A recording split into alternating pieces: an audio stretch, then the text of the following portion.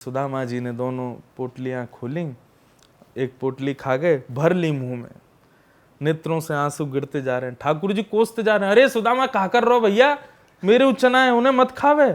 जब भगवान श्री राम ने रावण को मारा और मारने के पश्चात जब वापस अयोध्या आने लगे, 14 वर्ष पूर्ण होते ही ठाकुर जी आए।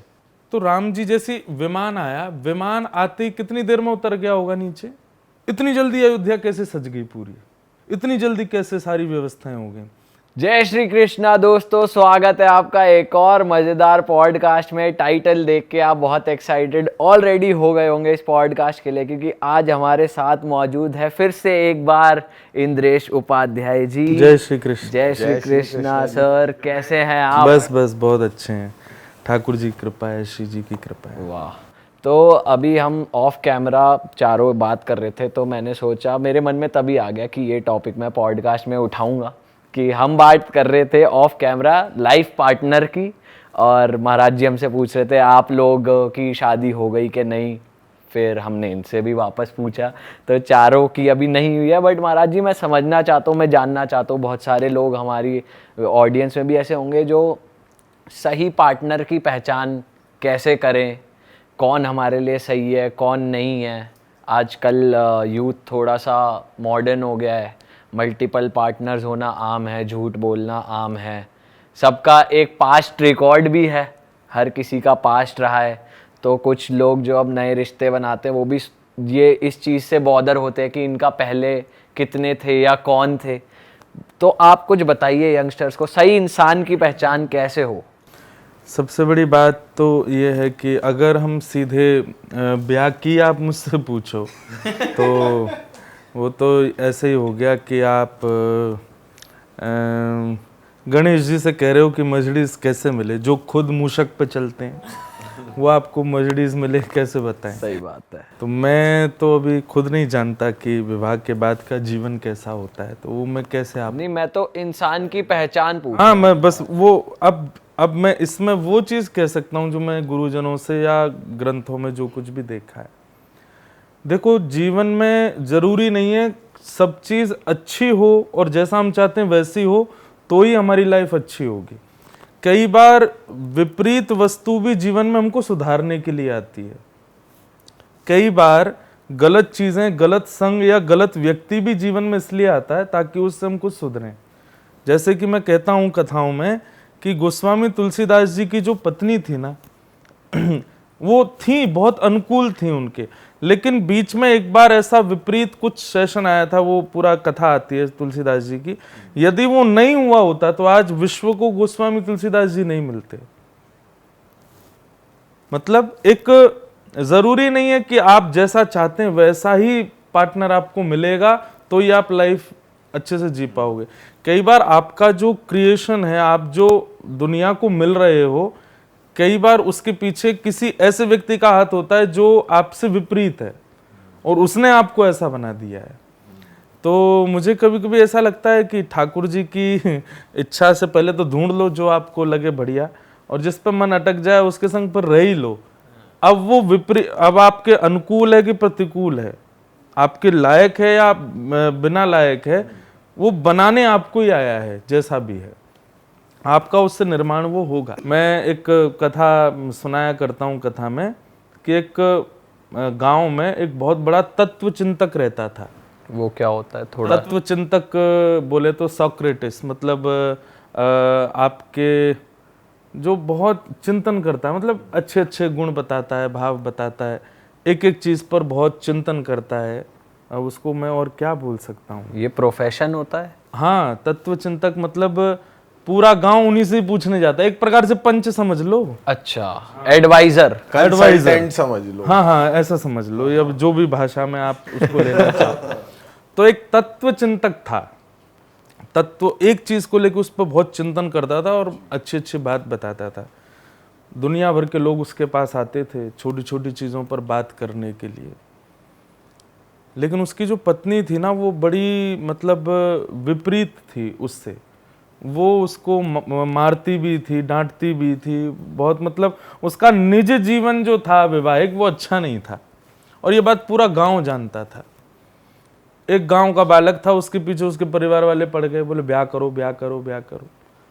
उसने कहा यदि हमारे गांव का वो व्यक्ति बोल देगा कि तू ब्याह कर ले तो मैं कर लूंगा, क्योंकि उसको लगा वो कभी नहीं बोलेगा कि तू ब्याह कर, क्योंकि उसको पता है कि उसका जीवन कैसा है। तो गांव के सब लोग पहुंच गए, बोले भाई देखो हमारा बेटा ब्याह नहीं कर रहा है, और इसने कहा यदि आप बोल दोगे तो ये ब्याह करेगा, आप बताओ इसको ब्याह करना चाहिए कि नहीं। तो उसने तुरंत कहा भाई जितना जल्दी हो सके ब्याह करो। अच्छा। तो उसने कहा महाराज आप कैसे बोल सकते हो, मैं तो जानता हूं ना, मैं क्या पूरा गांव जानता है कि आपकी पत्नी कैसी है, वो आपके संग क्या क्या करती है, तब आप कैसे कह सकते हो। भाई दूध का जला छाछ भी फूंक के पीता, आप तो जबरदस्ती मुझे ढाल रहे हो उसी अंगार में जिसमें खुद जल रहे हो। ऐसा क्यों कर रहे हो। तब उसने कहा देख भाई अगर पत्नी अच्छी आई, अनुकूल आई तो भगवान की कृपा, और यदि प्रतिकूल आई तो एक की जगह दो तत्ववेत्ता हो जाएंगे, तत्वचिंतक हो जाएंगे गांव में, एक की जगह दो साइंटिस्ट हो जाएंगे, दो अच्छे सोचने वाले हो जाएंगे। बिल्कुल। तो कहने का अभिप्राय उसने ये बात कह करके बताया कि मैं आज तत्व चिंतक हूं मैं आज एक अच्छा चिंतक व्यक्ति हूं, इसमें कृपा मेरी विपरीत पत्नी की है, उसी की वजह से बन पाया हूं।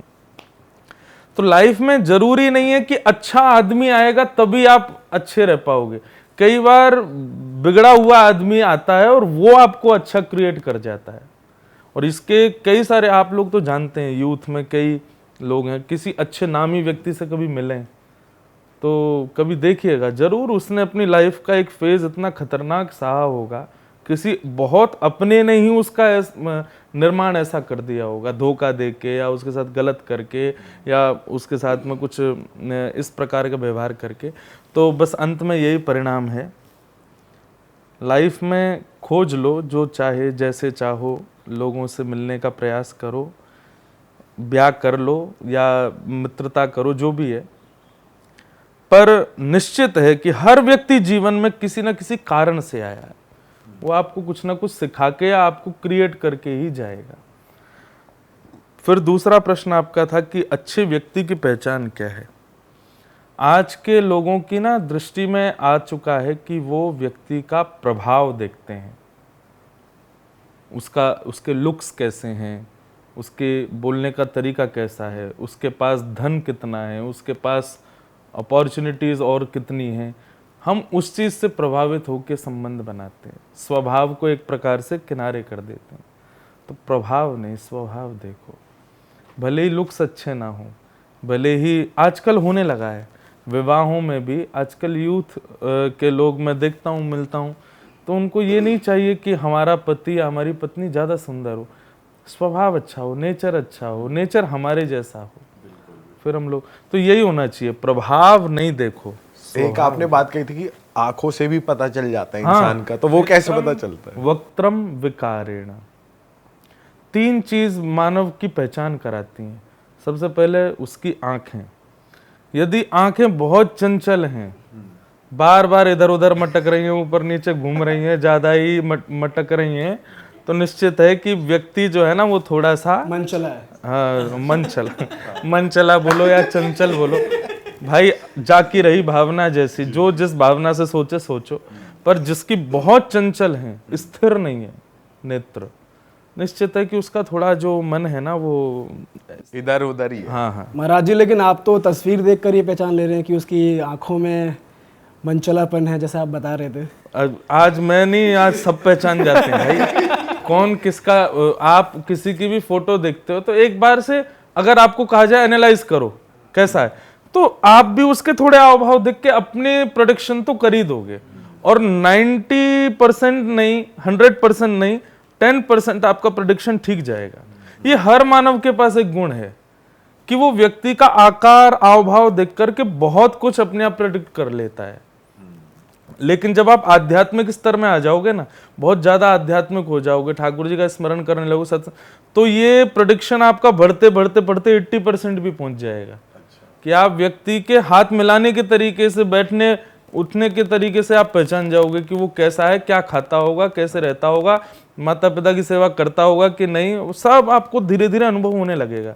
तो पहले नेत्र, दूसरे वक्त्र, वाणी, शब्द, शब्दों का प्रयोग, हम बोलते समय कौन कौन से शब्द बोलते हैं। अभी जैसे मैंने तत्व चिंतक बोला, अब बोले ये क्या होता है। अब तत्व चिंतक मतलब थोड़ा शब्दों का प्रयोग भी बताता है कि व्यक्ति कैसा है।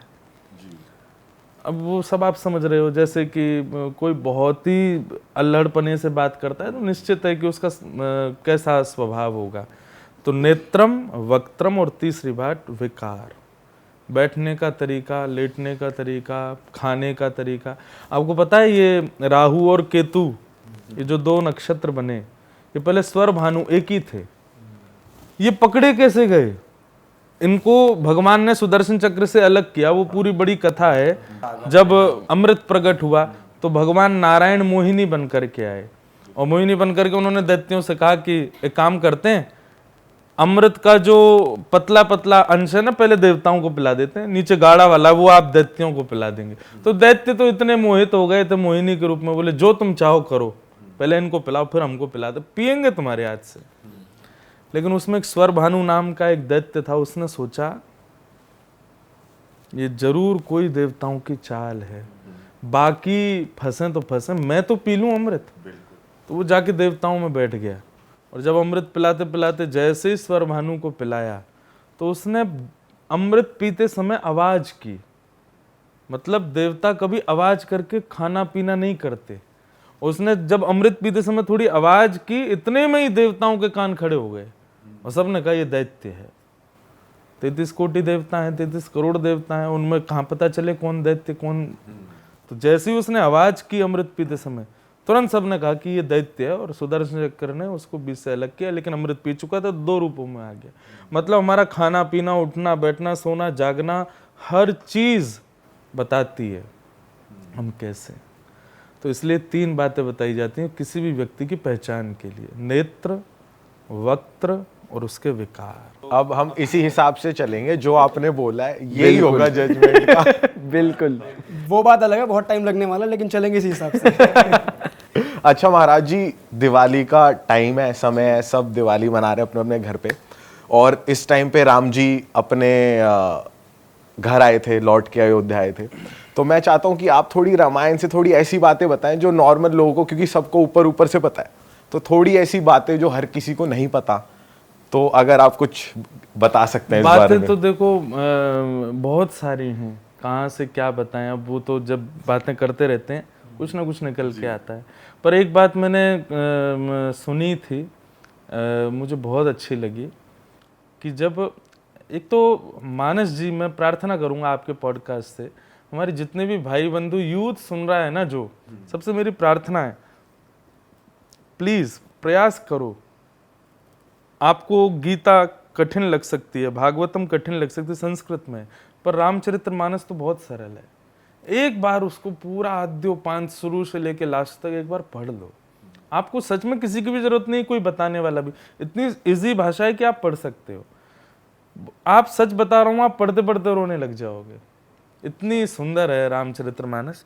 तो उसका वर्णन ऐसा आता है कि एक मुझे संस्मरण याद आ रहा है कि जब भगवान श्री राम ने रावण को मारा, और मारने के पश्चात जब वापस अयोध्या आने लगे, तो 14 वर्ष पूर्ण होते ही ठाकुर जी आए, क्योंकि भरत जी ने पहले ही कह दिया था कि एक दिन भी 14 वर्ष से ज्यादा हो गया मैं जीवित नहीं मिलूंगा आपको। 14 वर्ष का अंतिम दिन मैं प्रतीक्षा करूंगा, नहीं आए तो प्राण त्याग दूंगा। पूरी अयोध्या राम जी से ज्यादा चिंतित भरत जी के लिए थी कि कहीं ये हमारे भरत जी प्राण न त्याग दें। भरत जी सरजू जी के तट पर खड़े थे, और यही दीपावली का दिन, जैसा सब बोलते हैं कि आज के दिन राम जी पधारे। जैसे ही पुष्पक विमान आता हुआ दिखा, पूरी अयोध्या नगरी नाचने लगी, गाने लगी, आनंद करने लगी, सब लोग उत्सव मनाने लगे, ढोल नगाड़े बजने लगे, दिए जलाने लगे, अपने अपने घरों को सजाने लगे। पर राम जी रथ से उतरते सबसे पहले भरत जी से मिले। तो जैसे ही भरत जी से मिलने के लिए पुष्पक विमान से राम जी उतरे, और उतर करके सरजू जी के तट पर जाकर के भरत जी को जब गले से लगाया, भरत मिलन जिसको भरत मिलाप, तो राम जी ने भरत जी को जैसे ही गले से लगाया, तो देखते देखते पूरी अयोध्या वासियों को ये नहीं पता चल पा रहा था कि इनमें भरत कौन है और राम जी कौन है। अच्छा। 14 वर्ष में दोनों बिल्कुल एक जैसे हो गए थे। उनका रूप तो मिलता ही था, थोड़े श्याम वर्ण के राम जी भी थे, भरत जी भी थे, पर ऐसा बताया जाता है कि जब भरत जी महाराज चित्रकूट गए राम जी को वापस लाने के लिए पिता की मृत्यु के बाद, जब भरत जी ने देखा वो जमीन पर सोते हैं, कुटिया में रहते हैं, तो भरत जी जब लौट करके आए ना, तो अयोध्या से दूर नंदग्राम में रहते थे, अयोध्या में नहीं रहते थे। क्यों? बोले मेरा भाई जब वन में रहता है तो मैं अयोध्या में कैसे रह सकता हूँ। तो नंदग्राम में रहते थे और पृथ्वी पर नहीं सोते थे, पृथ्वी में भी गड्ढा करके भीतर सोते थे। बोले क्यों? बोले मेरा इतना स्तर थोड़ी है कि जिस समतल जमीन पर मेरे भाई सो रहे हैं वहीं मैं सो जाऊं, उनसे भी नीचे सोते थे। मतलब एक भ्रातृ प्रेम भरत जी का देख करके भरत जी हर वो विचार करते थे कि मैं ये चीज कैसे खा सकता हूं, ये तो राम जी खाते होंगे, मुझे इससे भी गया गुजरा रहना चाहिए, मुझे इससे भी नीचा होना चाहिए। 14 वर्ष असलियत में राम जी का वनवास नहीं था, भरत जी का वनवास था। वास्तव में राम जी की आने की प्रसन्नता तो अयोध्यावासियों को थी, लेकिन उससे भी ज्यादा प्रसन्न अयोध्यावासी भरत जी के लिए थे कि अब भरत जी की तपस्या पूर्ण हुई। तो दोनों ने आकर के जब गले लगा ना, तो मानस जी की वो चौपाई मुझे याद तो नहीं है, पर तुलसीदास जी कहते हैं कि सब ये विचार कर रहे हैं इनमें राम जी कौन से, और दोनों मिलाप करके दूर हो गए तब भी नहीं पहचान पाए। जहां तक कि लक्ष्मण जी जो 14 वर्ष संग थे वो भी एक बार को सोच रहे थे कि राम जी कौन से। तो ऐसा ही एक संस्मरण है। मतलब आज की सोच से परे, विचारों से परे, व्यवहारों से परे इंडस्ट्री कितनी भी पिक्चर्स बना ले, कितनी भी अपने आप को हाईटेक 3D 4D 5D में पहुंचा दे, लेकिन जो रामचरितमानस में जो छोटे छोटे भाव है ना, वो कभी नहीं आ सकते लौट के, वो तो तभी थे। बस ये एक मेरे को ये मैं अभी भी मुझे चौपाई अगर याद आ गई होती तो मैं शायद बोलते बोलते रो पड़ता कि जब भरत जी पहली बार राम जी से मिले तो उस समय का मंजर कैसा था अयोध्या का। दूसरा एक छोटी सी प्रसंग और है कि भगवान श्री राम जब अयोध्या से गए तो राम जी जैसी विमान आया, विमान आते ही कितनी देर में उतर गया होगा नीचे, ज्यादा से ज्यादा कुछ सेकंड्स में, कुछ मिनट्स में जी। इतनी जल्दी अयोध्या कैसे सज गई? पूरी अयोध्या में राम जी जब पहुंचे तब जगमगा रही थी अयोध्या, चमक रही थी। इतनी जल्दी कैसे सारी व्यवस्थाएं हो गई? कई लोग कहेंगे कि शायद पहले ही कोई समाचार आ गया था कि राम जी आ रहे हैं। नहीं, इसके पीछे कारण ऐसा एक पात्र है रामचरितमानस का जो छुपा हुआ पात्र है, और वह है शत्रुघ्न, राम जी के सबसे छोटे भैया शत्रुघ्न जी। राम जी चले गए वन में, लक्ष्मण जी साथ चले गए, भरत जी अयोध्या छोड़ करके नंदग्राम चले गए कि 14 वर्ष तक मुझसे कुछ कहना नहीं, जब तक राम जी नहीं आ जाएंगे मैं भी वनवासी रहूंगा। अकेले शत्रुघ्न जी थे अयोध्या में। तो अयोध्या में शत्रुघ्न जी बोले मैं क्या करूं यहाँ पे, पिताजी स्वर्ग पधार गए, माताएं अपने कमरों में बैठी रहती हैं, तीनों भैया वन में, अब मैं क्या करूं। सो शत्रुघ्न जी ने उस समय संकल्प लिया कि 14 वर्ष बाद राम जी आएंगे, और राम जी जब लौट करके 14 वर्ष बाद आएंगे, उस समय यदि राम जी को अयोध्या ऐसी दिखाई दी उजड़ी हुई, तो 14 वर्ष का तो कष्ट उनको है ही है, 14 वर्ष बाद अयोध्या के और कष्ट होगा। कम से कम मैं ऐसा तो कुछ करूं कि 14 वर्ष बाद राम जी आए तो नाचने लगे अयोध्या देख के। तो शत्रुघ्न जी क्या करते थे, माताओं के पास जाते थे, कौशल्या मैया के जबरदस्ती गोद में सर रख देते थे, मैया आपके तो लाला केवल राम जी हैं, आप तो केवल उन्हीं से प्यार करती हो, वो चले गए, अब तो 3 दिन हो गए मैंने भोजन नहीं किया। तो कौशल्या मैया बेचारी उठती, अरे तूने 3 दिन से कुछ नहीं कहा, जल्दी जाती रोटी लगा के लाती, फिर अपने हाथ से। शत्रुघ्न जी भूख नहीं थी लेकिन मैया को खुश करने के लिए करते थे, फिर माता जी उनको खिलाती। फिर जाते कैकेयी मैया के पास, कैकेयी मैया बिल्कुल साध्वी बन करके बैठी रहती, जाके कहती मैया आप भी प्रेम केवल भरत जी से करती हो, राम ने मुझसे तो कोई प्रेम ही नहीं करता, बताओ 4 दिन हो गए मुझसे किसी ने बात भी नहीं करी है। फिर कैकेयी मैया अपने हृदय से लगाती हैं, अरे मेरा शत्रुघ्न आ गया, बात करो। मतलब राम, भरत और लक्ष्मण तीनों का एब्सेंस यदि कोई पूर्ण कर रहा था तो वो अकेले शत्रुघ्न जी, सारे पात्र निभा रहे थे। शत्रुघ्न जी महाराज जब अयोध्या की नगरी में घूमते थे बाहर, तो रोड पर जाकर के वो देखते थे कि जो झाड़ू पोंछा करने वाले सफाई कर्मी सब बैठे हैं चुपचाप। तो शत्रुघ्न जी जाके बोले तुम लोग बैठे क्यों, सफाई क्यों नहीं कर रहे? तो वो कहते जिस मार्ग से राम जी को नहीं निकलना उसको साफ क्यों करें? जिस मार्ग पर कभी भरत लक्ष्मण हमारी जानकी जी के पैर नहीं आने वाले उसको साफ किसके लिए करें हम? तो शत्रुघ्न जी कहते बहुत बढ़िया, अच्छी बात, बिल्कुल सही जा रहे हो, बढ़िया है, बैठे रहो, झाड़ू वाड़ू फेंक दो। 14 वर्ष में इतनी मिट्टी हो जाए, इतनी कीच धूल धक्कड़ हो जाए पूरी अयोध्या में कि राम जी आए तो बेचारे पहचान ही नहीं पाए कि ये मेरी अयोध्या है। अच्छा है, यही सोच में रहना तुम। अरे ये तो सोच नहीं रहे हो कि मैं 14 वर्ष की तो बात है, इतनी बढ़िया झाड़ू लगाऊं, इतना बढ़िया सजाऊं, इतना बढ़िया चमकाऊं पूरी अयोध्या को, 14 वर्ष दूर से ही दिख जाए राम जी को, विमान में बैठे ही राम जी मचल जाए, आहा मेरी अयोध्या देखो कितनी सुंदर लग रही है। ऐसा तो सोच नहीं रहे हो, बल्कि यहाँ हाथ पे हाथ धर के बैठे हो, 14 वर्ष तक राम जी नहीं आएंगे तो हम क्या करें?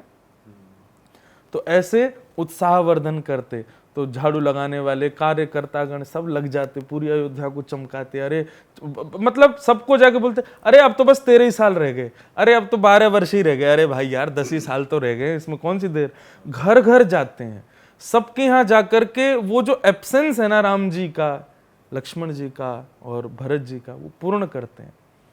एक प्रसंग आता है कि जैसे ही शत्रुघ्न जी गौशाला में गए तो मानव गाय भी अपना दूध नहीं पिला रही हैं बालकों को और चारा भी नहीं खा रही हैं। तो शत्रुघ्न जी बोले तुम चारा क्यों नहीं खा रही हो, पतली हो गई हो, देखो 2-3 साल से मुझे पता चला तुमने भोजन भी नहीं किया। तो गाय कहती हैं कि चारा खाएंगी तो दूध बनेगा, दूध बनेगा तो निकलेगा और उसको सब पिएंगे, राम जी नहीं पिएंगे तो ऐसे दूध को मैं क्यों बनाऊं। शत्रुघ्न जी बोले बहुत बढ़िया, मत खाओ चारा, मत करो कुछ, पतली दुबली हो जाओगी, दूध तुम्हारा खत्म हो जाएगा। तो फिर जब राम जी आएंगे, उनका राज्याभिषेक होगा तो उसके लिए दूध चाहिए होगा, तो तुम पे तो है नहीं, तो फिर दूसरे नगर की गैयाओं के दूध लाए जाएंगे, उनसे उनका अभिषेक होगा, तुम खड़ी खड़ी देखती रहना। तो गाय भी चारा खाने लग जाती। जो लोग बिल्कुल उदास हताश बैठे रहते वे भी काम करने लग जाते। गाजे बाजे बजाने वाले शांत बैठे रहते। शत्रुघ्न जी कहते इतना रियाज करो 14 साल में कि 14 वर्ष बाद जब तुम स्वर निकालो तो राम जी के रोंगटे खड़े हो जाएं। मतलब एक ऐसा छुपा हुआ पात्र है रामायण का। आज दिवाली पर पूरा भारत सजता है। ये भारत सजाने की प्रथा कौन लेके आया था? ये दीपावली के दिन शत्रुघ्न जी ने किया था। ये शत्रुघ्न जी एक दिन की नहीं थी ये सजावट, ये 14 वर्षों से सजा रहे थे कि अब बस इतने दिन ही रह गए, इतने दिन ही रह गए, इतने दिन ही रह गए। और 14 वर्ष बाद जब राम जी आए तो अयोध्या देख करके लंका भूल गए। एक बार को लंका के प्रति हनुमान जी भी हो गए थे, बहुत सुंदर है, पर अब जब लौट करके अयोध्या पधारे ना तो अयोध्या से सुंदर कोई नगरी नहीं थी। और उस नगरी को इतना सजा के बिल्कुल, मतलब जैसे कहते हैं ना कि मैंने आपको कोई सामान दिया, भाई 5 दिन में आऊंगा वापस देना, 5 दिन में आपने उसकी ऐसी रखवाली की, ऐसी रक्षा की, 5 दिन बाद मुझे दी तो मैं और खुश हो गया। वैसा काम किया श्री शत्रुघ्न जी ने। तो राम जी जब आए दीपावली पर तो मानो नई अयोध्या गिफ्ट में दी शत्रुघ्न जी ने उनको। वाह। और आज भी अयोध्या इतनी सुंदर सज रही है दोबारा से, तो ऐसा मजा आ रहा है देख के। ये जरूर ही शत्रुघ्न है हमारे योगी भारत के योगी जी, मोदी जी, जो अयोध्या को पुनश्च सजा करके राम जी को दे रहे हैं। बिल्कुल।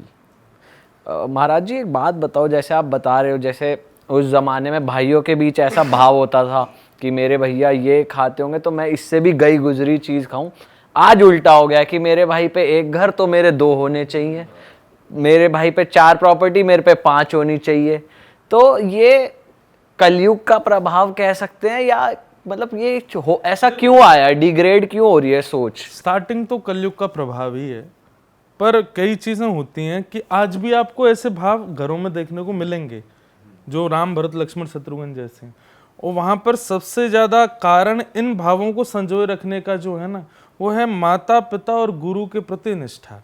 आजकल बच्चों में वो खत्म हो गई है। अभी क्या हो गया है कि बच्चों के अंदर एक नई चीज आ गई है, यूथ के अंदर एक नई चीज आ गई है कि हम जी रहे हैं हमारे लिए। एक जगह तो मेरे को सुन के बड़ा आश्चर्य हुआ कि एक बालक ने अपने माता पिता पे केस कर दिया। क्यों? कि विदाउट मेरी परमिशन मुझे जन्म क्यों दिया। हाँ, और ये भारत में हुआ कि मैं इतना कष्ट सह रहा हूं अपनी लाइफ में इसका पूरा दोष मेरे माता पिता को जाता है। क्यों? क्योंकि इन्होंने मेरी बिना परमिशन के मुझको जन्म दिया। अब ऐसे घर में भरत जी आएंगे? ऐसे घर में कभी शत्रुघ्न जैसी सोच आ सकती है? सबसे बड़ी बात है कि माता पिता और गुरु की वैल्यू को आजकल करना बंद कर दिया है, और उसी की वजह से जो माता पिता गुरु की वैल्यू नहीं करता वो भाई की कहां से कर लेगा। पुंडरीक जी हमारे आए थे तो उन्होंने बताया था कि गुरु की कितनी ज़्यादा इम्पोर्टेंस है हमारे जीवन में, सब कुछ सिखाना। भले ही माँ बाप भी सिखाते हैं, लेकिन गुरु जी भी बहुत ज़्यादा ज़रूरी है, बहुत आवश्यक है। गुरु कोई ज़रूरी नहीं है, कोई एक व्यक्ति ही होता है। जैसे लाइट है, प्रकाश है, अंधेरा को दूर करती है, ये गुरु ही है। हमारी जितनी भी जिज्ञासा, हमारे जो भी अंदर चल रहा है उसको जो शांत कर दे, कोई भी हो, वो गुरु है। तो आज की डेट में गुरु भी खोजने पे नहीं मिलेंगे, लेकिन माता पिता तो सबके पास है ना। अपने माता पिता को जो व्यक्ति, जो बालक बहुत श्रेष्ठ माने, प्रायोरिटी दे, उनको प्रणाम करे, निश्चित उनके प्रति उनकी आज्ञा का कभी उल्लंघन ना करे, ऐसे बालक का विचार निश्चित ही भाइयों के प्रति भी ऐसा हो जाएगा जैसा भरत जी का है, जैसा शत्रुघ्न जी का है। तो ये सब कलयुग का प्रभाव तो है ही, बाकी हमारे विचारों पर भी पड़ता है कि हम जैसे माता पिता गुरुजनों के संग रहते हैं वैसा बनता चले जाते हैं। जैसे महाराज जी कलयुग में कहते, जैसे बात करी रहे कि अच्छे इंसान रह नहीं गए, अब है नहीं, तो बीइंग मतलब एक अच्छा ह्यूमन बीइंग रहने के लिए क्या ट्रेड्स होने चाहिए? 2 काम, परोपकार पुण्याय, पापाय परपीड़नम। पुण्य और पाप, ये 2 चीजें हैं, इन्हीं से ही अच्छे और गलत का पैरामीटर आ जाता है कि ये अच्छा है कि ये बुरा है। परोपकार पुण्याय, पुण्य क्या है? दूसरों की हेल्प करो, चाहे वो एक गरीब बालक है, गरीब कन्या है, कोई असहाय व्यक्ति है, उन सब की हेल्प करना, ये एक पुण्य का लक्षण होता है। और पाप सबसे बड़ा क्या है? बोले जो आपको अपने लिए बुरा लगता है वो किसी के साथ मत करो।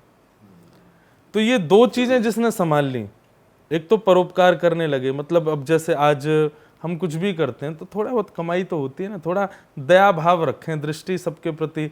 तो जो असहाय लोग हैं, हम लोग क्या करते हैं कि हम जरा से भी पॉपुलर होते हैं ना, तो जो हमारे टक्कर में थोड़ा कम पॉपुलर है उसके प्रति हीन भावना आने लग जाती है। ऐसा नहीं, सबके प्रति दया रखो। आप कितने भी श्रेष्ठ बन जाओ, पर आप सबको ये सोचो कि ठाकुर जी आप सबको भी कृपा करना, सबका।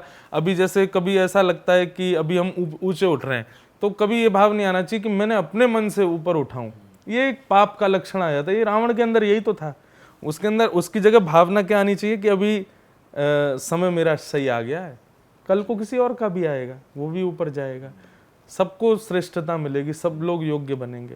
तो परोपकार पुण्याय, और पाप क्या है? जो आपको अपने लिए अच्छा नहीं लगता है वो दूसरे के साथ कभी मत करो।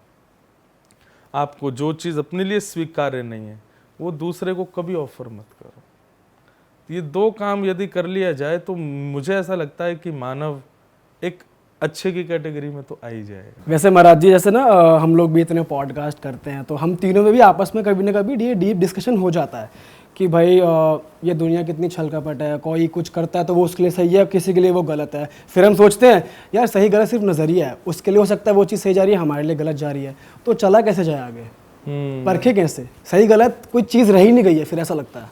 सही गलत क्या है, ये बात बिल्कुल सही है कि हमारा नज़रिया है उसका। अभी सही गलत का जो पैमाना है ना, ये सब हमारे प्रारब्धों पर डिपेंड होता है।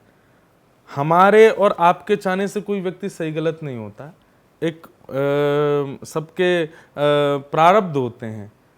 कहीं पर उसका करना वो गलत होगा तो वो अपने आप समय आने पर उसको भोगेगा। आप उसको प्रेडिक्ट मत करो कि वो गलत ही होगा या वो सही ही होगा। इसलिए हमारे शास्त्रों में, भागवत में ही कहा गया, अन्यस्य दोष गुण चिंतन माश मुक्त्वा। दूसरे में ज्यादा दोष गुण मत देखो, क्योंकि आप जिसको दोष समझ रहे हो जरूरी नहीं है वो दोष ही होगा, है ना। वो कहीं ना कहीं ठाकुर जी उसकी पूर्ति कहीं ना कहीं किसी न किसी रूप से करवा रहे हैं, किसी न किसी चीज से करवा रहे हैं। तो आप जो बात कह रहे हो बिल्कुल ठीक है। ये होता ही है कि हमें अपने आप अनुमान लगा लेते हैं कि सही गलत क्या है। पर कई बार, अब जैसे कई मजहबों में धार्मिक दिनों पर ही हिंसा करना वो गलत नहीं मानते, उसको बहुत पवित्र मानते हैं। पर हमारे यहाँ उसको गलत दृष्टि से देखते हैं कि ये उचित नहीं है, ये अनुचित है। अब उनका ऐसा मानना है कि हमारे पूर्वजों से चली आ रही है ये लीला और ये बिल्कुल ये सही लिखा हुआ है तो ये हाँ, होगा लिखा है ही। ये होगा ही होगा। हमारे यहाँ कहते हैं कि नहीं भाई, हिंसा कर रहे हो ये सही कैसे हो सकता है। तो इसमें ज़्यादा बुद्धि विवेक लगाना नहीं है, हमको अपने ऊपर देखना है हम क्या सही कर रहे हैं क्या गलत। एक चीज़ और होती है, हम जब भी कुछ गलत करते हैं ना, हमारा ब्लड प्रेशर हाई होता है उस समय, हमारी हार्ट बीट्स तेज होती हैं, हमारा रोम रोम चिल्ला के कहता है ये गलत है यार। और आप कई बार क्या होता है कि गलत करने के बाद 4 लोगों से पूछ, यार मेरे से ऐसा हो गया, ये गलत तो नहीं था, ये गलत तो नहीं था। आप 4 लोगों से पूछ रहे हो, मीन्स वो गलत था, वो हुआ।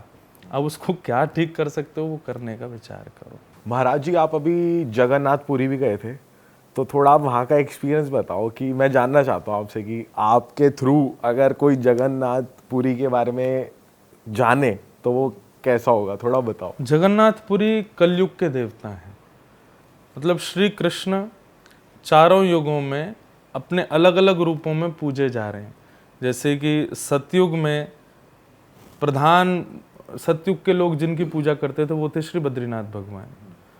त्रेता में जिनकी प्रधान पूजा होती थी वे थे श्री रंगनाथ भगवान, साउथ इंडिया में श्रीरंगम में। द्वापर में जो प्रधान पूज्य देव थे सब लोगों के वो थे द्वारिकाधीश। और कलयुग में प्रधान पूज्य देव हम आप सब मानवों के लिए वो हैं श्री जगन्नाथ भगवान। तो ऐसे सतयुग त्रेता द्वापर कलयुग में कलयुग के प्रधान देव श्री जगन्नाथ जी हैं।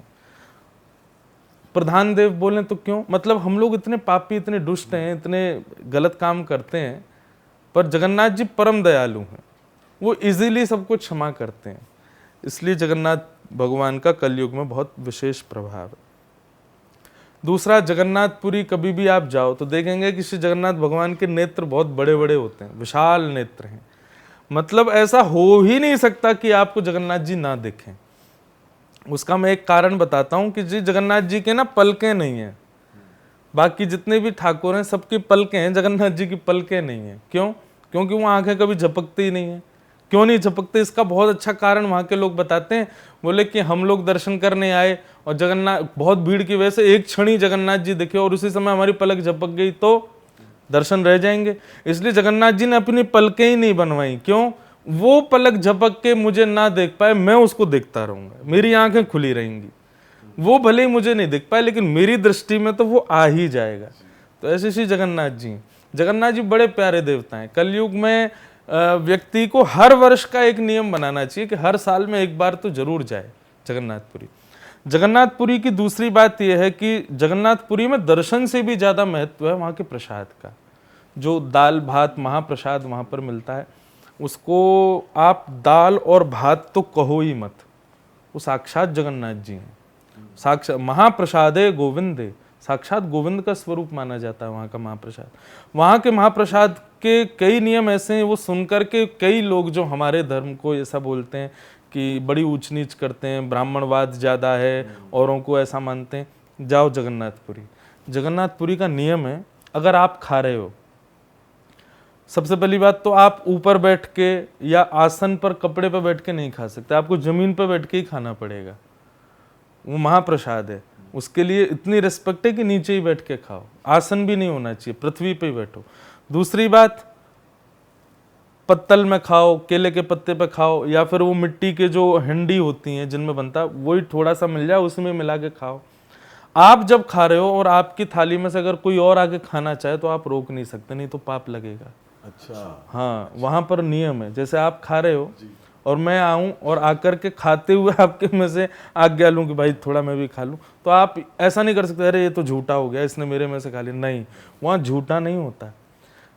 अब ये तो मैं एक आदमियों की बात बता रहा हूँ, लेकिन वहाँ तो ऐसा भी माना जाता है आप खा रहे हो और उसी समय कोई बिल्ली आ गई या कोई ऐसा जीव आ गया और उसने आकर के आपका प्रसाद जो उसमें से थोड़ा मुंह लगा लिया, आप उसको भी नहीं रोक सकते।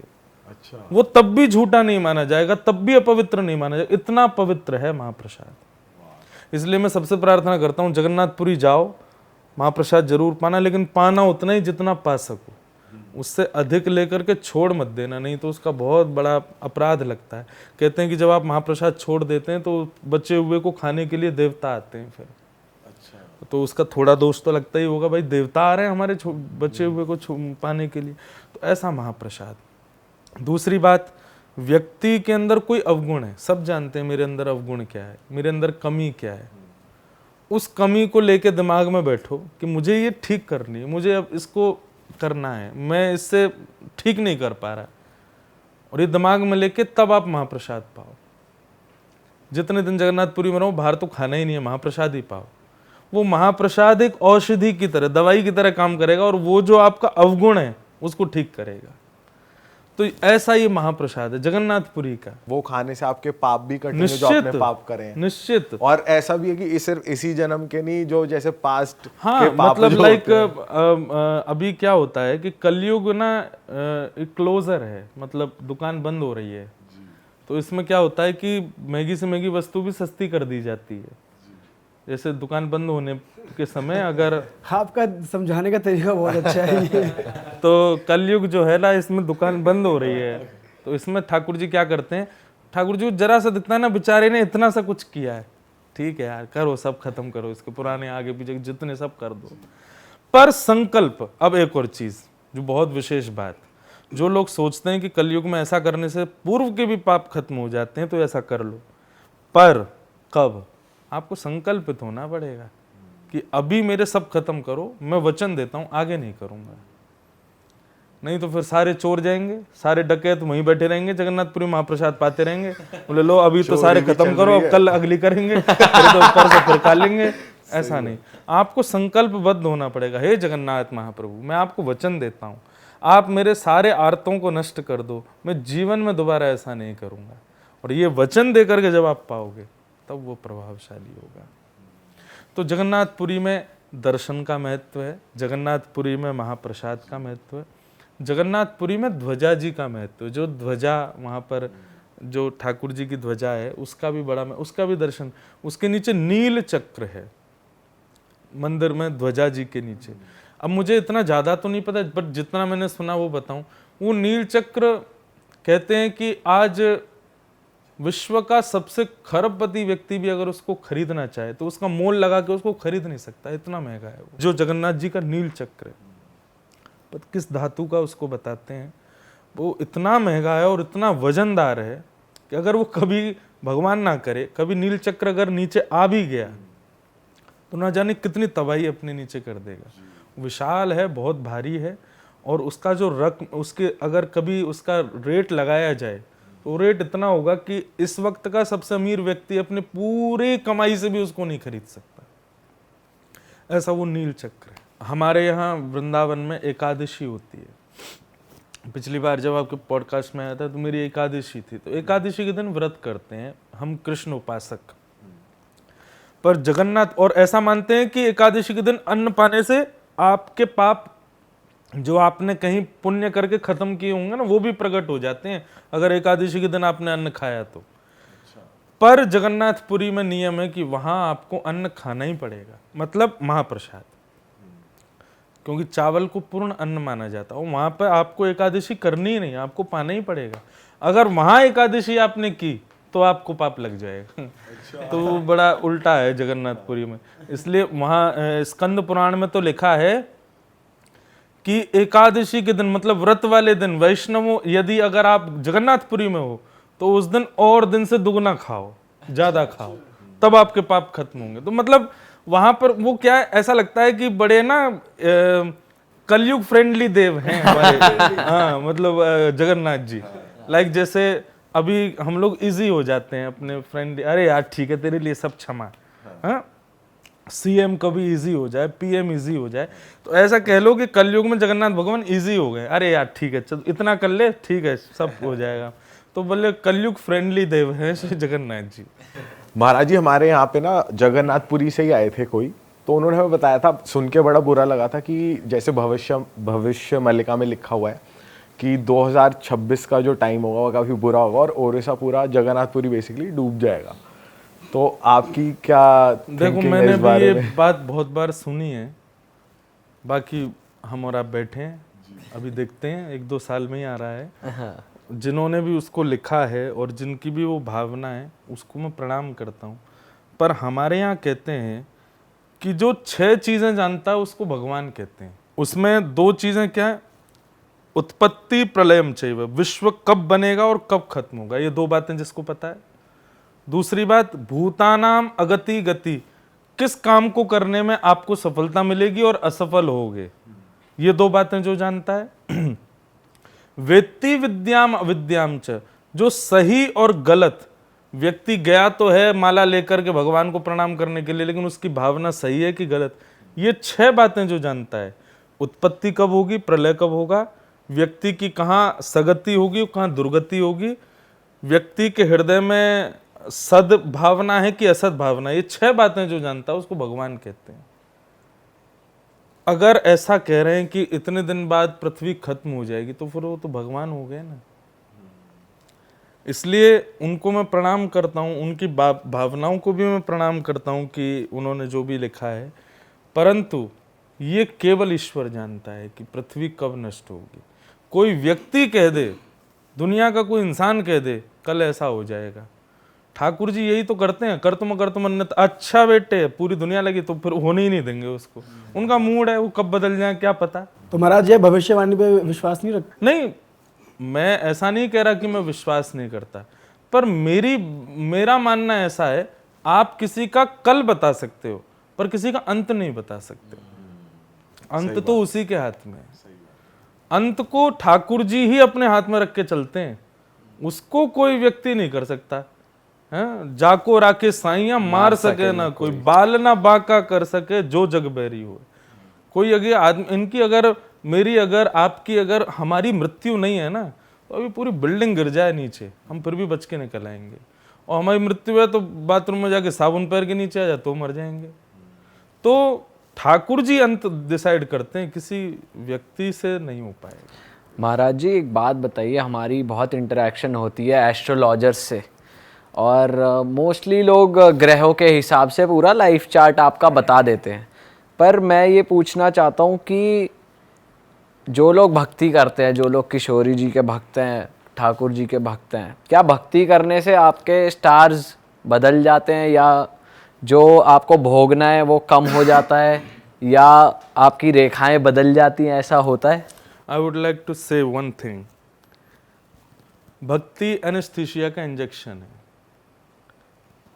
उसके बाद क्या होता है, वो लग जब गया तो आप सुन्न हो जाओगे। सुन्न मतलब फिर ग्रह अपने काम करते रहेंगे, बुरा करना है अच्छा करना है, जो भी, आप सम ही रहोगे। आपको अच्छे में ज्यादा खुशी सी भी नहीं होगी और बुरे में ज्यादा दुखी भी नहीं होगे। कृष्ण ग्रह ग्रहित आत्मा, क्योंकि आपके ऊपर फिर कृष्ण ग्रह आ गया, श्री किशोरी जी का ग्रह चल रहा है अभी ऊपर, फिर सारे ग्रह आपके देह को जो जो प्रारब्ध भोगने वो तो करते रहेंगे, पर आपको फील कम होगा। लाइक जैसे अभी कोई बहुत माला पहना दे, आपको बहुत प्रशंसा करे, आपकी बहुत यश गावे, तो आपको उससे ज्यादा खुशी भी नहीं होगी।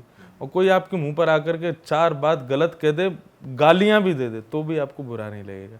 ये समत्व जो होता है ना, आपके रिएक्शंस जो हैं वो बिल्कुल सम हो जाते हैं, ना ज़्यादा तेज ना ज़्यादा कम। तो ये होता है भक्ति के मार्ग में।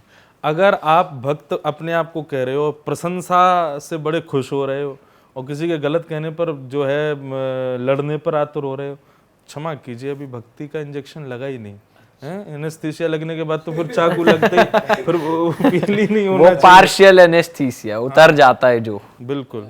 तो वही बात है कि अगर आपको फील हो रही है चीज़, तो डॉक्टर कहेगा अरे यार इसको इंजेक्शन दिया फील ही नहीं हो रहा, एक काम करो 1 डोज और लगाओ।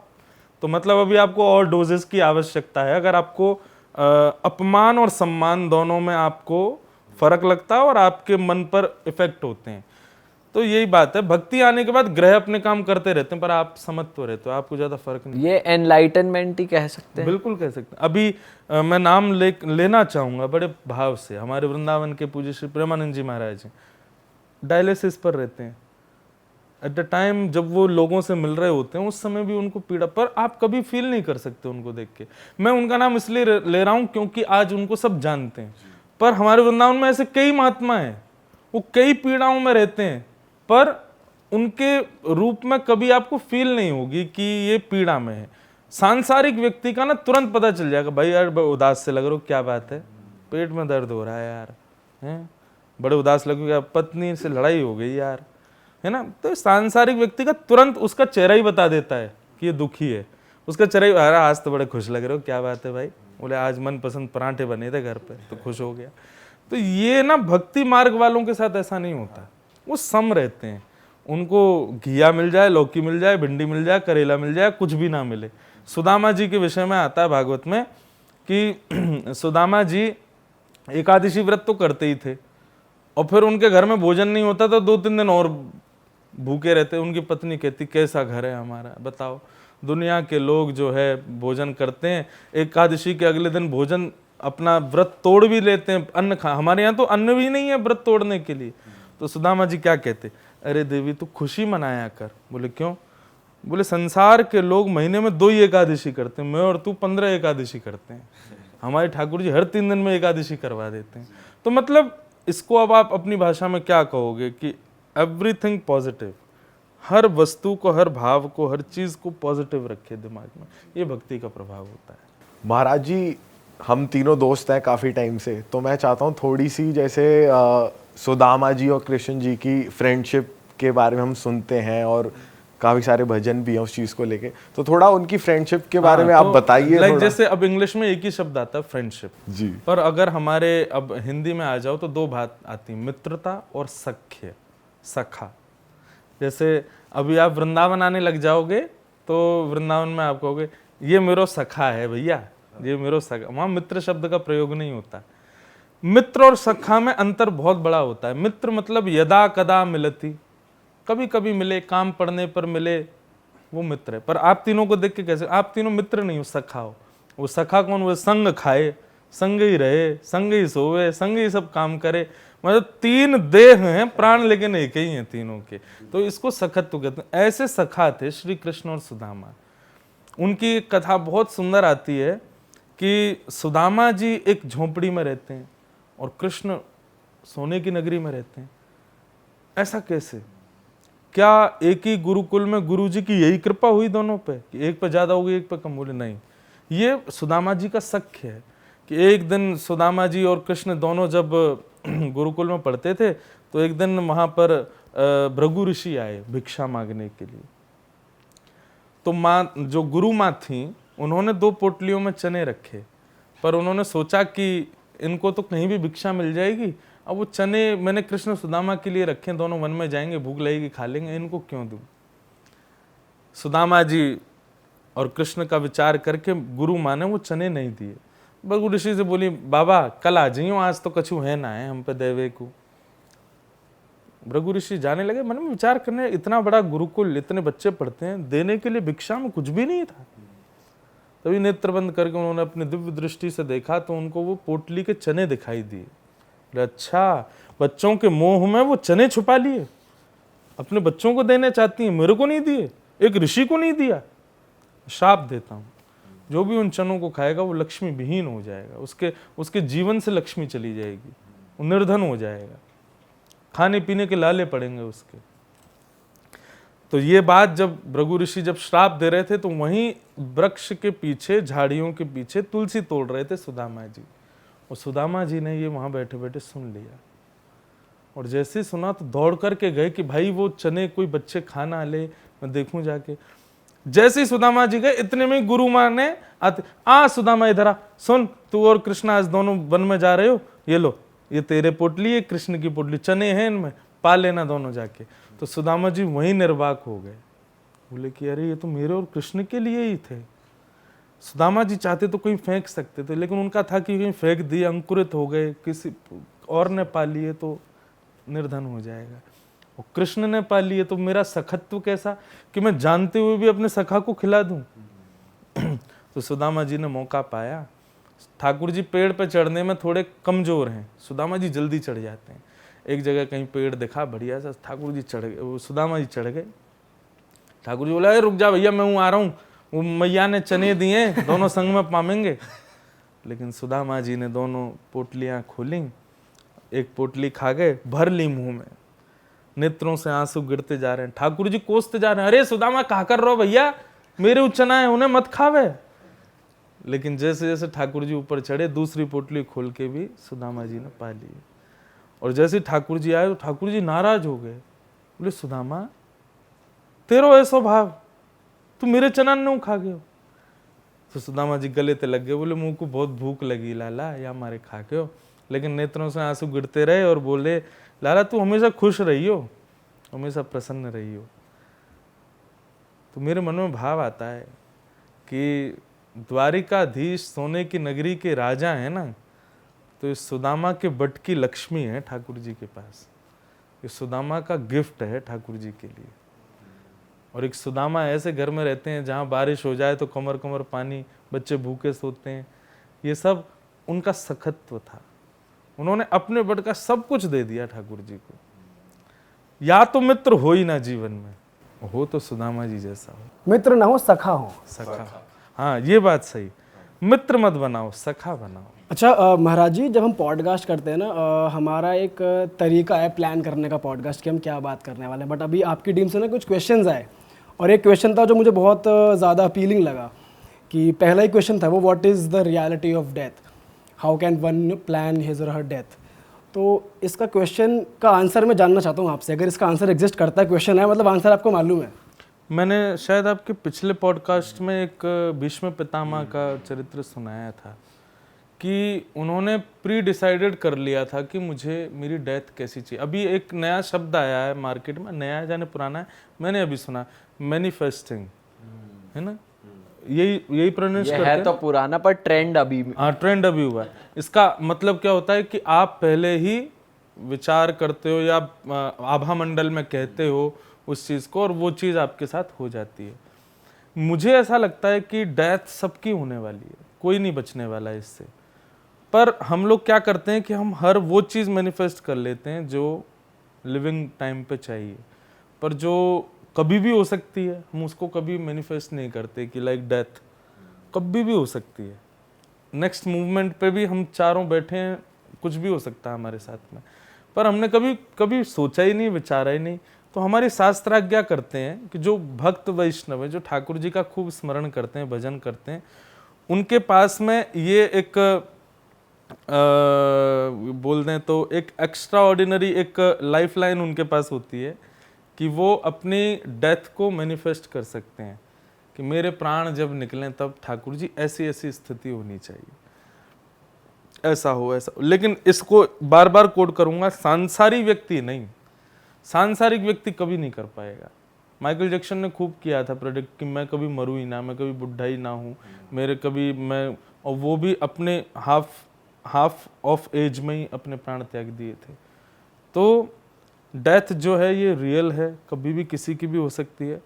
इसका भजन के माध्यम से हमको पहले विचार करना चाहिए कि हमारे प्राण वृंदावन में रज की उपासना कर रहे हों, यमुना जी के तट पर घूम रहे हों, माथे पर तिलक लगा हो, राधा रमण, राधा वल्लभ, राधा बांके बिहारी सबके दर्शन कर लें, प्रसाद पाके खूब पेट भरा हो, संकीर्तन चल रहा हो, हरे कृष्ण कृष्ण कृष्ण हरे हरे, हरे राम राम राम हरे हरे, और बस ये गाते गाते गाते पूरे संसार को भूल जाएं कौन है क्या है।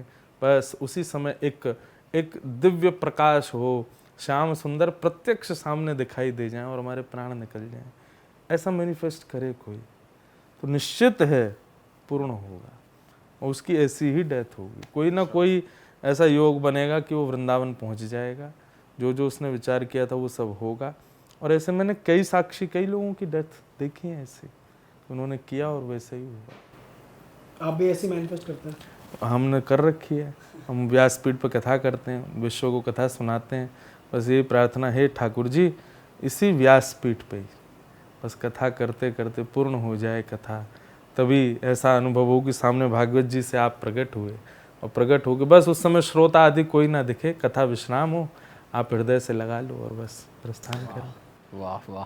अच्छा महाराज जी, लास्ट पॉडकास्ट के बाद बहुत सारे लोग वृंदावन जाने लगे, और बहुत सारे लोग आपको भी मिलते हैं, हमें भी मिलते हैं, जो हमें बोलते हैं पॉडकास्ट के बाद हम वृंदावन होकर आए। बट मैं चाहता हूँ आप लोगों को ये भी बताओ, पिछली बार हमने रील्स पे तो लोगों को थोड़ा सा ज्ञान दिया ही था, मैं चाहता हूँ आप लोगों को बताओ वृंदावन जाने का कोई सही तरीका है? Is there any right way to enter? पहली बात है प्रदर्शन नहीं, आप कहीं भी जाते हैं, आजकल क्या हो गया है कि हम प्रदर्शन को प्रायोरिटी देते हैं, मतलब हमको हर मूवमेंट अपना शेयर करना है दुनिया के साथ कि कैसे गए, वो नहीं। आप थोड़ा वृंदावन गोपनीय तरीके से जाओ। दूसरी बात, वृंदावन मैं अभी कहने लगा हूँ, वृंदावन 5 पंच हैं वृंदावन के। जैसे स्कूल में यूनिफॉर्म होनी चाहिए, शूज़ होने चाहिए, नेल्स कटे होने चाहिए, टाई होनी चाहिए, बेल्ट होनी चाहिए, तभी आपको क्लासरूम में बैठने दिया जाता। मेरे स्कूल में तो ऐसे ही होता था, आपके में पता नहीं होता कि नहीं। हमारे तो रोज नेल्स चेक होते थे, शूज़ चेक होते। हमारे में एक और चीज़ थी, पैंट ऊपर होनी चाहिए। पैंट ऊपर होनी चाहिए जो कि कभी नहीं होती थी। तो हमारे यहाँ तो बाल भी ये बड़े नहीं होने चाहिए, बाल बड़े होते तो वो स्पोर्ट्स टीचर पकड़ के खींच ही देते बहुत थे। ज़्यादा। तो ऐसे ही मतलब एक स्कूल का एक यूनिफॉर्म का एक सेगमेंट है कि आप वैसे आओगे तो आपको एंट्री है, उसके बिना भी आओगे तो रोकेंगे तो नहीं, पर हाँ ये है कि पनिशमेंट मिलेगा, क्लासरूम के हकदार नहीं बन पाओगे। स्कूल में आने से तो कोई रोकेगा नहीं। तो ठीक वैसे ही वृंदावन तो बहुत लोग जा रहे हैं, पर वृंदावन के कुछ नियम कानून कायदे हैं, प्रेयर करो स्कूल में जाके, ये करो। ऐसे वृंदावन आओ तो सबसे पहले वृंदावन की रज को प्रणाम करो। वृंदावन में धूल मिट्टी नहीं है, वृंदावन में रज है, जहाँ पर स्वयं स्वाम श्याम सुंदर अपने बिना, भगवान जितने दिन वृंदावन में रहे पैरों में पादुका नहीं पहनी ठाकुर जी, अनावृत चरणों से घूमते थे। किसी ने मुझसे कहा ठाकुर जी ने ब्रज को क्या दिया? सोने की नगरी द्वारिका गुजरात को दे गए, गीता का ज्ञान हरियाणा को दे गए, वृंदावन को क्या दिया? वृंदावन को ठाकुर जी ने अपने चरण दिए जो किसी को नहीं दिए। ऐसे वृंदावन में आते ही सबसे पहले वहां की रज को प्रणाम करो, सिर पर ब्रज रज का तिलक लगाओ। दूसरा, जितने भी वृक्षावली दिखें सबको प्रणाम करो, ये सब ऋषि हैं। वृंदावन में वृक्ष नहीं है, सब ऋषि महापुरुष गोपियां हैं, सब उनको प्रणाम करो। तीसरा, वृंदावन के ब्रजवासियों को प्रणाम करो। ब्रजवासी ठाकुर जी को बड़े प्रिय हैं। ठाकुर जी जगन्नाथ जी ऐसे क्यों खड़े रहते हैं? वो अपनी दोनों भुजाएं खोल करके खड़े हैं कि कोई ब्रजवासी आए तो मेरे छाती से लगा देना, इसलिए हमेशा ऑफर करते हैं अपनी क्या बोलते हैं उसको, गले लगाने के लिए। तो उन ब्रजवासियों से जब मिलो तो गले लगाओ। तो पहला रज को प्रणाम, दूसरा वृक्ष वल्लरियों को प्रणाम, तीसरा ब्रजवासियों को प्रणाम, चौथा यमुना जी को प्रणाम। अब लोग वृंदावन जाते हैं, यमुना जी देख ही नहीं पाते, कहाँ है, कहाँ बह रही हैं, यमुना जी को। पांचवा, गोपेश्वर महादेव हमारे वृंदावन में गोपी बन करके महादेव बैठे हैं, उनको प्रणाम। इन पांचों को प्रणाम करेंगे तो आप बिहारी जी को नहीं, बिहारी जी आपको देखेंगे, बोले वाह आए हैं।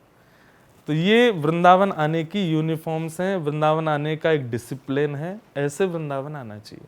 पर अभी क्या होता है, वृंदावन एंट्री करते ही सबसे पहले फोन निकल आता है, ये एंट्री हो रही है, हमने चाट खाई है, यहाँ पर ये खाई है। मुझे अभी तक एक भी रील ऐसी नहीं दिखी जहाँ पर किसी व्यक्ति ने, ठीक है बनाओ, आपको फोन से रील ही बनानी है तो अगली रील कोई ऐसी बनाए, आते ही वृंदावन रज लगावे, पहला प्रणाम। दूसरा, वृक्षों को प्रणाम, गले से लगावे। तीसरा, ब्रजवासियों को, फिर यमुना जी को, फिर गोपेश्वर महादेव को। इन पांचों को पहले प्रणाम करे, फिर बिहारी जी जाए, फिर राधा वल्लभ जी जाए। अच्छा, ये तो हैं 5 चीज। अब इसमें एक चीज और समझनी है, इन पांचों को प्रणाम करने का एक और भाव क्या है। वृंदावन लोग जा तो रहे हैं, पर वृंदावन उसका नाम है वन, पर अब वन दिखता नहीं है आपको। आप लोग भी गए हो, सब कहीं वन दिखा है ही नहीं, सब खत्म हो चुका है। तो रज, वृक्ष और यमुना, ये 3 चीज वृंदावन की घटती जा रही हैं। मेरी प्रार्थना यूथ से कि अब वृंदावन के लिए थोड़ी सी आवाज उठाई जाए। हम लोग वृंदावन जाते हैं केवल अपने मनोरंजन करके क्यों आ जाते हैं? आप जिन ठाकुर जी के लिए जा रहे हो उन ठाकुर जी को वो स्थान वापस दो ना। जैसे शत्रुघ्न जी ने अयोध्या वापस दी, आज योगी जी ने अयोध्या बना के वापस दी, ऐसे हम लोग भी प्रयास करें कि वृंदावन जैसा पहले था वैसा ही बना के ठाकुर जी को दे दें। वहां की यमुना शुद्ध, आज यमुना जी का जल का आचमन नहीं कर सकते आप, ऐसा जल यमुना जी का। वृंदावन में वृक्ष वल्लरियां दिखती नहीं। तो ये पंचायतन है, इनको प्रणाम करके जाए और इन पांचों की पवित्रता शुद्धता पर ध्यान दे। तो मेरा ऐसा मानना है, उसको बिहारी जी नहीं देखते, वो बिहारी जी को नहीं देखता, ठाकुर जी उसको देखते हैं। महाराज जी, गोपेश्वर महादेव जी की बात कुछ बताइए, वहाँ के ठाकुर जियों के बारे में तो हमने बहुत तो सुना। गोपेश्वर महादेव जो हैं, ये जब वृंदावन बिहारी ठाकुर जी ने जब रास बिहार किया, गोपियों के साथ में जब रास विहार किया, इसी अभी जो निकल के गई शरद पूर्णिमा, उसी दिन ठाकुर जी ने रास विहार किया। तो भगवान रास विहार करते करते करते नृत्य करने लगे, गोपियों के साथ सहज हो गए। तो जैसे ही सहज हुए ना, तो महादेव क्या करते हैं, कैलाश पर बैठे नेत्र बंद करके 24 घंटे ठाकुर जी की लीलाएं देखते रहते हैं, चिंतन करते रहते हैं कैसी लीला चल रही है। तो जैसे ही ठाकुर जी नृत्य करने लगे तो महादेव अपने आप को रोक नहीं पाए, तुरंत पार्वती से बोले मैं जा रहा हूँ। बोले कहाँ जा रहे हो? बोले वृंदावन जा रहा हूँ। बोले क्यों? बोले बिहारी जी रास कर रहे हैं वहां पे। तो जैसे ही वृंदावन दौड़े, वृंदावन भागे भागे आए महादेव। जैसे ही वृंदावन पहुंचे तो गोपियों ने मार्ग रोक दिया। महादेव बोले भीतर जान दो, रास चल रहा है, मैं भी जाऊं। गोपियां बोली एक ही पुरुष अलाव है और वो है श्री कृष्ण, उनके अलावा और कोई पुरुष भीतर नहीं जा सकता, माफ कीजिए आप तो पुरुष वेश में हो। महादेव बोले क्या करूं, कैसे करूं, कहाँ जाऊं? तभी महादेव ने एकांत में जाके, महादेव का नियम है, उनको जब भी प्रसाद पाना होता है तो वो अपना कमंडल आगे करके करते हैं भिक्षाम देही। और कहीं भी जंगल में हो, पहाड़ पर हो, नदी के किनारे हो, तुरंत अन्नपूर्णा मैया प्रकट हो जाती हैं और उनका कमंडल भर देती हैं। अन्नपूर्णा माने पार्वती। तो जैसे ही कमंडल आगे किया भिक्षाम देही, तुरंत अन्नपूर्णा मैया प्रकट हुई, कमंडल भरने लगी अन्न से। महादेव ने पीछे के बोले आज अन्न नहीं चाहिए। बोले तो? बोले आपका श्रृंगार दो मुझको, आज मुझे गोपी बनाओ। तब अन्नपूर्णा मैया ने उनका गोपी के रूप में श्रृंगार किया, नथनी पहनाई, कानन में कुंडल लगाए, सर्प वर्प बैठे थे, इन सबसे कहा जाओ थोड़े नानी के यहाँ घूम के आओ अपनी। हाँ, आज फिर कानों में कुंडल, गले में हार, बढ़िया सुंदर नथनी, श्रृंगार किया, आंखों में काजल लगाए, बढ़िया मूछों में इत्र लगाया, महादेव के बढ़िया सुंदर जो एक गोपी का रूप होता है वो धारण कराया। और गोपी का रूप धारण करके महादेव ने घूंघट कर लिया। बोले अब जाओ। जैसे ही जाने लगे गोपियां बोली यार ये कौन है, धम धम सी चलती आ रही है, ऐसे लग रही कोई मर्दानी चाल है, ये है कौन? पैरों में बाल दिखाई दे रहे हैं, हाथों में भी केश दिखाई दे रहे हैं, मतलब कोई लग तो नहीं रहा कि स्त्री है। बोले पहले इसका रूप देखो। द्वार पर आते ही गोपियों ने कहा पहले रूप दिखाओ। महादेव बोले जिनके लिए सजे वही देख पाएंगे हमको, और किसी ने देखने का प्रयास किया तो देख ही नहीं पाएगा, मूर्छित हो जाएगा। गोपी बोली नहीं, रूप तो दिखाना पड़ेगा। जैसे ही महादेव ने अपना रूप दिखाया, आहा, नेत्रों में बढ़िया लाल लाल आंख हो गई हैं, कटाक्ष नेत्र कमल जैसे उनमें काजल लगाए, तीसरा नेत्र फड़फड़ा रहा है कि कब श्याम सुंदर आए मैं खोल के उनका दर्शन कर लूं। होठों पर लालिमा लगी है, मूछ पर इत्र लगा है, एक विचित्र ही स्वरूप है महादेव का। गोपियां तो देख के वही मूर्छित हो गई, ऐसी गोपी कभी देखी नहीं। महादेव बोले हम पहले ही मना कर रहे थे मत देखो, नहीं तो रोकने लायक ही नहीं बच्चों की। जैसे ही महादेव को ठाकुर जी ने भीतर से देखा, दौड़ करके गए और ले करके वृंदावन में प्रवेश किया, और फिर महादेव के साथ गोपी वो बने और ठाकुर जी ने उनके साथ रास किया। तब से हमारे वृंदावन में गोपेश्वर महादेव विराजमान है। तो गोपी बाह्य रूप से एक श्रृंगार है, पर आंतरिक रूप से एक स्वभाव का नाम है गोपी। स्वभाव मतलब नेचर, और वो नेचर क्या है? जिसकी प्रत्येक इंद्रिय, आंख, नाक, जीभ, कान, हाथ, पैर, सब केवल कृष्ण को चाहते हैं। ये नेचर जिसका, उसको गोपी कहते हैं। जिसकी आंखों को देखना भी श्री कृष्ण को, जिसके कानों को सुनना भी वही जहां श्री कृष्ण का भाव हो, जिसकी नासिका को वही सुगंधी चाहिए जहां कृष्ण के अंग से आ रही हो, जीभ को भी वही चाहिए जो कृष्ण का प्रसाद हो, हाथ भी वही करताल बजाएंगे जहां कृष्ण कीर्तन हो, पैर भी वहीं जाएंगे जहां कृष्ण खड़े हों। मतलब कृष्ण के अतिरिक्त और कुछ भी जिसको ना चाहिए हो उसको गोपी कहते हैं। ये एक ट्रू डेफिनेशन है जो लोगों ने गलत पहले बना रखी है चीजें। वही मैंने इसलिए पहले वो बताया कि वो बाह्य श्रृंगार, पर ट्रू गोपी किसको कहते हैं? जिसको और कोई इच्छा ही नहीं है, उसकी सारी इच्छाओं में केवल श्री कृष्ण है, उनके अतिरिक्त और कुछ भी ना चाहिए हो, उसको गोपी कहते हैं। वाह वाह। महाराज जी एक कृष्ण जी का भजन और हो जाए तो और मज़ा आ जाए, और आप बहुत सुंदर गाते हैं। मैं ऑडियंस को बता दूं कि महाराज जी के भजन, मतलब कथा तो इनकी है ही, साथ ही साथ भजन बहुत सारे इनके इंटरनेट पे अवेलेबल है जिसके मिलियंस ऑफ व्यूज़ हैं। इंस्टाग्राम पे महाराज जी के भजन ट्रेंड करते हैं, तो नेक्स्ट टाइम आप जब भी स्टोरी लगाएं तो महाराज जी का भजन ज़रूर लगाएं। पर मेरी एक इच्छा है राधा रमन जी वाला भजन सुनना है मुझे।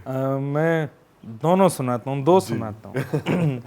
सबसे पहली बात है कि हमारे वृंदावन में श्री जी को बहुत प्रधान मानते हैं। अभी वो भजन सब लोग बहुत सुनते हैं, मुझे भी बहुत प्रिय है। हमें श्याम सुंदर चाहिए, लेकिन किशोरी जी कृपा करेंगे तभी मिलेंगे। तो हमारे ब्रज में गाते हैं, हे सुन राधिका दुलारी, तेरे द्वार का भिखारी, तेरे श्याम का पुजारी, एक पीड़ा है हमारी, हमें श्याम ना मिला, हमें श्याम ना मिला, हमें श्याम ना मिला, हमें श्याम ना मिला। सुन राधिका दुलारी, तेरे द्वार का भिखारी, एक पीड़ा है हमारी, एक पीड़ा है हमारी, हमें श्याम ना मिला, हमें श्याम ना मिला, हमें श्याम ना मिला, हमें श्याम ना मिला। वाह जी वाह। एक तो ये है, बहुत सुंदर। एक और सुनाए थे, फिर जो बढ़िया लगे आप डाल देना। नहीं, दोनों डालेंगे हम। ब्रज जन प्रियतम बाल मुकुंदम राधा रमणम, हरे हरे राधा रमणम, हरे हरे केसर तिलकम कृष्ण वरणम, केसर तिलकम कृष्ण वरणम, राधा रमणम, हरे हरे राधा रमणम, हरे हरे ब्रज जन प्रियतम बाल मुकुंदम राधा रमणम, हरे हरे राधा रमणम, हरे हरे। वाह जी वाह, बहुत बहुत सुंदर। बहुत शुक्रिया। आपके भजन ने हमारे पॉडकास्ट को 4 चांद लगा दिए हैं, बहुत ही ज़्यादा सुंदर। मज़ा आ गया। आपके पॉडकास्ट में 3 चांद तो हैं और एक चांद जब कोई वृंदावन से आता है तो लग ही जाता है। बिल्कुल बिल्कुल। इसी के साथ इस पॉडकास्ट को ख़त्म करते हैं और मैं महाराज जी का बहुत बहुत शुक्रिया करूँगा, आपने टाइम निकाला हमारे लिए यहाँ पे आए। जो धन्यवाद। और मैं जनता को बोलूँगा इस पॉडकास्ट को प्लीज़ शेयर कर दें। मैं लाइक कमेंट और सब्सक्राइब करने के लिए नहीं बोलूँगा, यहाँ मैं सिर्फ इसलिए बोल रहा हूँ शेयर करने के लिए। Please let us spread the positivity in this cruel world. बिल्कुल बिल्कुल। और मैं लोगों को ये भी कहना चाहूँगा कि अगर आप ये सुन भी रहे हो ना पॉडकास्ट, तो आप सच में या तो बहुत लकी हो, क्योंकि महाराज जी पर्सनल एक्सपीरियंस है कि कभी कभी जब मन में डाउट आते हैं ना, तो किसी ना किसी रूप में उसका आंसर इंस्टाग्राम पे ही किसी रील के थ्रू मिल जाता है, किसी कंटेंट के थ्रू, और बाय चांस ऐसा होता है कि यार यही तो मुझे सुनना था। कभी कभी ऐसा लगता है। तो बहुत सारे लोग हैं जो टाइटल देख के या वीडियो देख के या ये सोच के कि बाद में देखूंगा, कभी देख ही नहीं पाते, कभी सुन नहीं पाते। तो अगर आप तक ये बातें पहुंच रही हैं, मतलब आप लकी हो। और इसको अपने तक ना रख के आगे जरूर बढ़ाएं। और महाराज जी का जो हमारा पहला पॉडकास्ट था, अगर किसी ने मिस कर दिया तो वो भी चेकआउट कर लें, उसका लिंक भी डिस्क्रिप्शन डिस्क्रिप्शन में है। और मैं फिर से बोलूँगा, जब भी महाराज जी आते हैं भाई, यहाँ जो पॉजिटिविटी होती है ना हमारे ऑफिस में, वो नेक्स्ट लेवल है। This is the best thing. तो अगर आपको भी ये पॉजिटिविटी अपनी लाइफ में महसूस करनी है तो महाराज जी के इंस्टाग्राम से या उनके यूट्यूब से जुड़े रहें। उनकी जहाँ भी कथा होती है, जब भी डेट्स होती है, वो अनाउंस होती है उनके ऑफिशियल इंस्टा पे, जो कि स्क्रीन पे बहुत बार फ्लैश भी हुआ है, उसका लिंक डिस्क्रिप्शन में भी है। महाराज जी के यूट्यूब पे उनके बहुत सारे भजन और बहुत सारी कथाएं अवेलेबल हैं, जिसका गोल बटन यहाँ स्क्रीन पर आ रहा है, डिस्क्रिप्शन में भी लिंक है। आप इनके चैनल को सब्सक्राइब कर दीजिए और ऐसे मज़ेदार पॉडकास्ट देखने के लिए जुड़े रहिए हमारे साथ। मिलते हैं अगले पॉडकास्ट में। टिल देन, बाके बिहारी लाल की जय।